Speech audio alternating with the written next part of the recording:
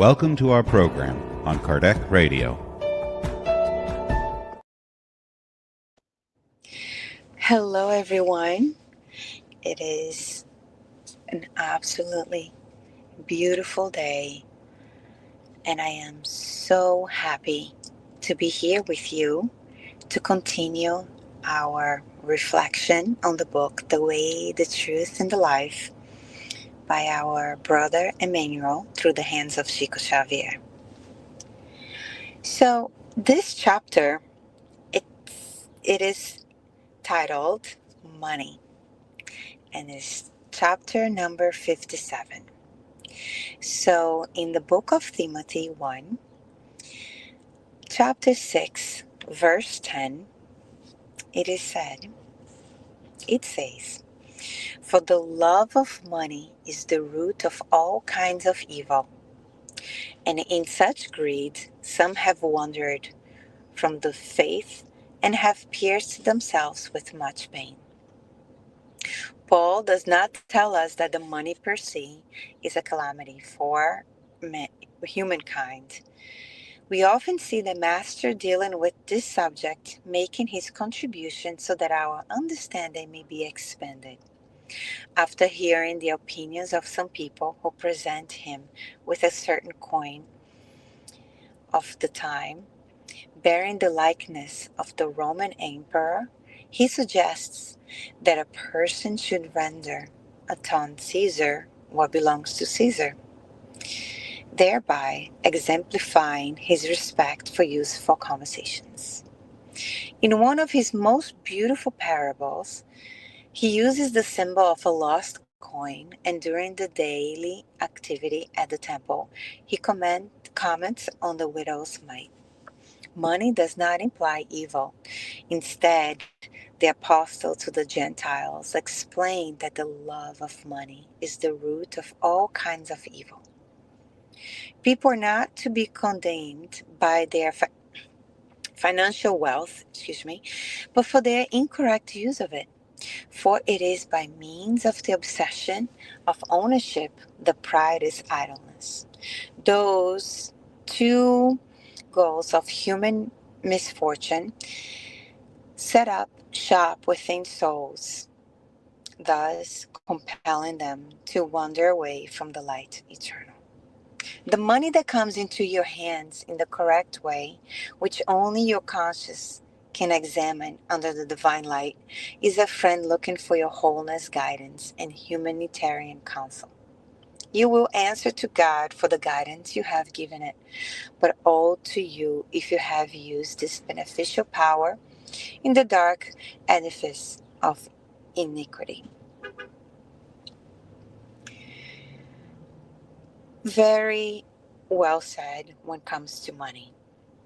Because if we look at money as a blessing and as a tool that once it is used, then we are able to help so much with all the stuff that happens in our financial life, right?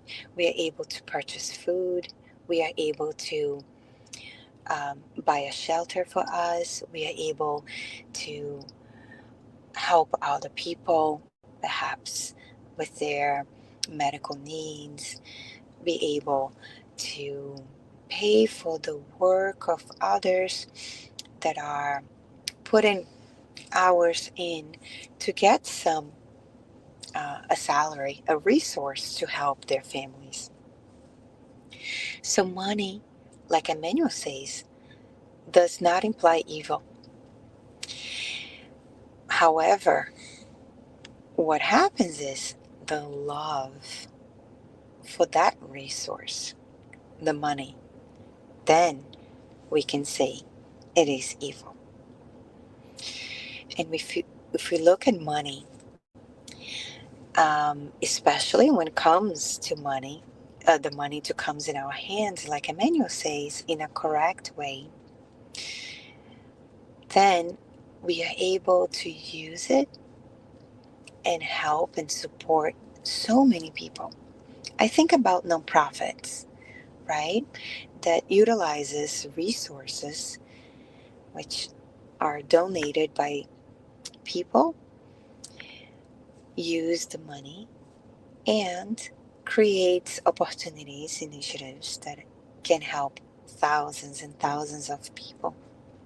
So they are able to allocate those resources to spread goodness, to spread love, to spread comfort, to give hope to someone, especially in our planet of trials and expiation, in which money is still necessary for us to purchase food and shelter, clothing and education, and create other ways for us to flourish here alive as human beings. Then when the money is used to create and support other people, then the money is not evil, it is a blessing. So let's look at money as a tool that can help us, but never to stay too much in our hands in a way that will create a lot of negative burden in our lives, right? Because if money is also energy, and if you're able to spread that positive energy to others, then what happens to your spiritual life evolution? You learn how to detach, you learn how to share, you learn how to use the resources to help others. So it all benefits not only yourself, but also the people that are benefiting from the money. And one thing that I think one thing that we always have to think about is our consciousness. When we go to sleep at night, can we pay attention to our consciousness a little bit more, right? When we put our heads on our pillows, maybe think about, like, what have I done with the resources that was um, that were granted to me, and how can I make other people's lives a little bit easier? Pope Francis said the three things that I think it's amazing. He said people to have dignity, they need three things, which is um, a roof on top of their heads, a job, and a piece of land. So imagine if we all shared our resources. And Pope Francis said something else too, which is really, really nice. He said, make yourself a little bit more poor so others can benefit from your resource. So the widow's mite in the story, where she goes and able to give whatever she had, right? Let's say a little coins. It's all she had. Versus when we have so much and we just donate a little bit, it's still very, very beneficial. Very beneficial. But the thing is, when you go back to your consciousness will tell you what could have done better, right? So, praying to Jesus and help Him to guide us to be able to welcome money as a blessing, to be able to use it as a resource, not only for your own self, for your family, but for everybody else. So let's close our eyes, soften our gaze. We thank you so much, Jesus, for the opportunity to be here, to study together, to grow together, to reflect on the different chapters of the book, The Way, the Truth, and the Life, under the light of Spiritism. What a blessing it is.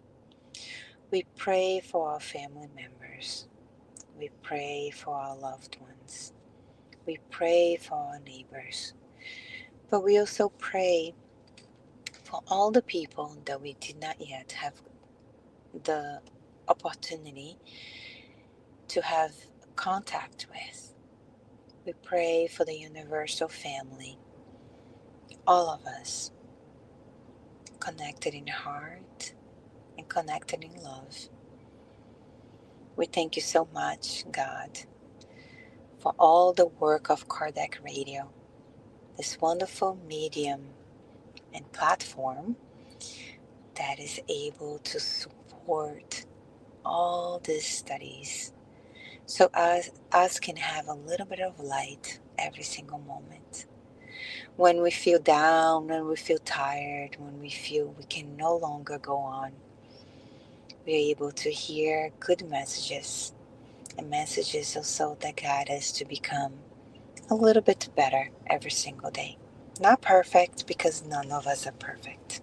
We all make little mistake, big mistakes.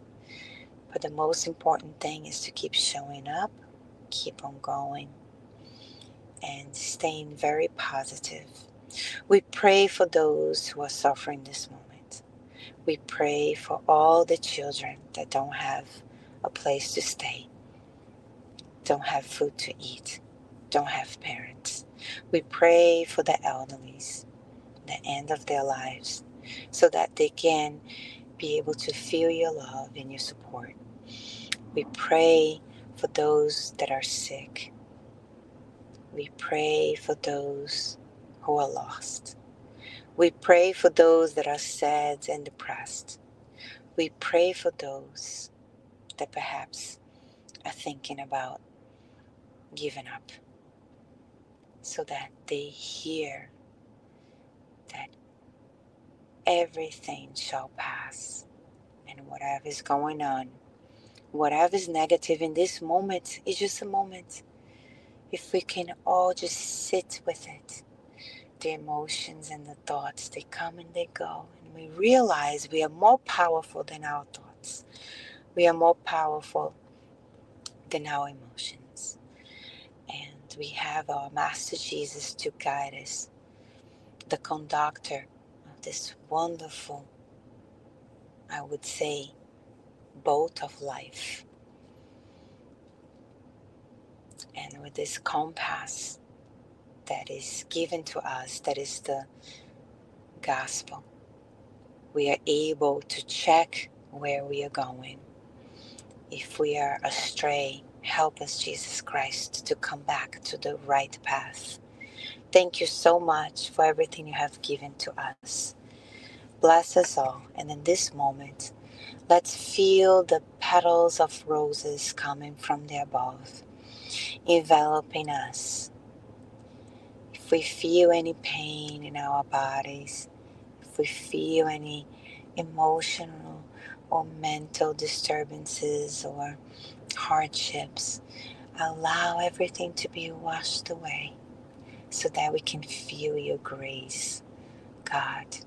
We thank you so much for this wonderful opportunity of today. Bless us all and help us to continue in the right path, doing our best, knowing that doing our best every single day is what we can do, and that's all what is asked from us. So be it. Thank you, everyone. It was a pleasure, and we will see each other again next Thursday. God bless.